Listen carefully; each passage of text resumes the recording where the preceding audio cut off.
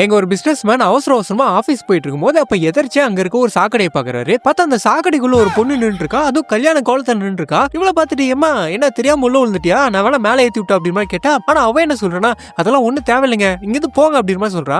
ஏமா ஒண்ணு பயப்பட தேவையில்ல, நான் மேலே ஏத்தி விடுறவா அப்படிமா சொல்லும்போது, ஐயோ முதல்ல இங்கிருந்து போய் அதெல்லாம் ஒண்ணு தேவையில்லையா, என்னைய பாத்துட்டு இருக்காது அப்படிமா சொல்றா.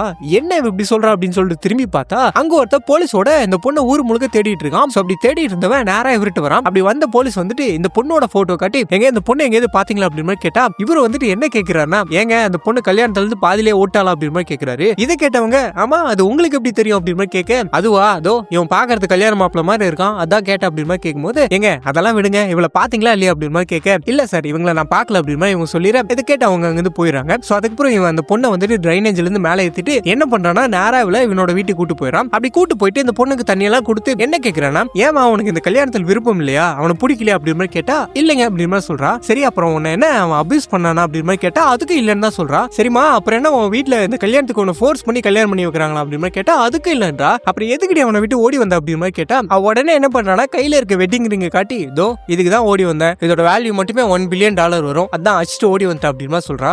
அடி பாவி நீ திருடி அடி, உனக்கு நான் ஹெல்ப் பண்ணி வீட்டுக்கு கூட்டு வந்தேன், உனக்கு நான் ஹெல்ப் பண்ணேன்னு தெரிஞ்ச என்னையும் தூக்கி உள்ள வச்சிருவாங்க, முதல்ல இங்கிருந்து கிளம்பு, உன் வீடு எங்கன்னு சொல்லு, நான் டிராப் பண்ணிடுறேன் அப்படின்னு சொல்லிட்டு என்ன பண்றானா, இந்த பொண்ணை கூட்டு போயிட்டு அவளோட வீட்டுக்கு டிராப் பண்றான். அப்படி டிராப் பண்ணிட்டு பார்த்தா இவளோட வீடு இடிஞ்சு போய் கிடக்குது.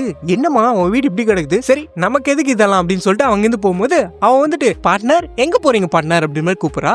எது பார்ட்னர் அப்படின்னு போது, ஆமா எனக்கு எப்ப நீங்க ஹெல்ப் பண்ணீங்களோ அப்பவே எனக்கு பார்ட்னர் ஆயிட்டீங்க, இப்ப நீங்க இருந்து போனீங்க அப்படின்னா கண்டிப்பா நானே உங்களை மாட்டி விட்டுருவேன். சோ அதுக்காக நீங்க என்ன பண்றீங்க அப்படின்னா, இதோ இந்த ரிங் இருக்குல்ல, இதை வாங்கிட்டு போயிட்டு நல்ல ஒரு நகைக்கடையா பார்த்து வித்துட்டு காசு வாங்கிட்டு வரீங்களா அப்படின்னு சொல்றா. இதை கேட்டவன் கோவத்துல, இந்த ரிங் தான் தாண்டி பேசுவோம் அப்படின்னு சொல்லிட்டு இவன் என்ன பண்றானா, அந்த ரிங்க புடி வீசுறான். யோ